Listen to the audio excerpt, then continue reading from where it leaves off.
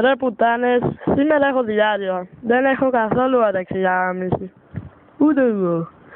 Εγώ λέω να πάρουμε πρώτα μια πίπα και με τα χύσια όλα και μετά θα το κάνω εσύ σε 2 δευτερόλεπτα. Εγώ προχθές είχα πρόβλημα στήσης. Θα σου πάρω μια πίπα, τόσο θα σου γίνει. Τόσο, θα μένα πήγα πριν μια πέρα, εδώ μου κάτω. Ωραία παιδιά. Έχετε πήρα μια παράνοια. Εγώ θα βγάλω πλαστική πουτσα. Ωπα ρε, την πλαστική πουτσα. Θα την πάρεις με χύσια ή χωρίς?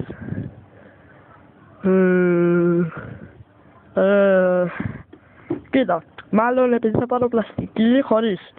Εξηγηθήκαμε ρε. Άντε έτσι θα δουλάμε, έτσι. Κι όσες μουνάρες. Τι κοιτάς ρε μαλάκα. Ας το διάλο. Ρε πουτάνες.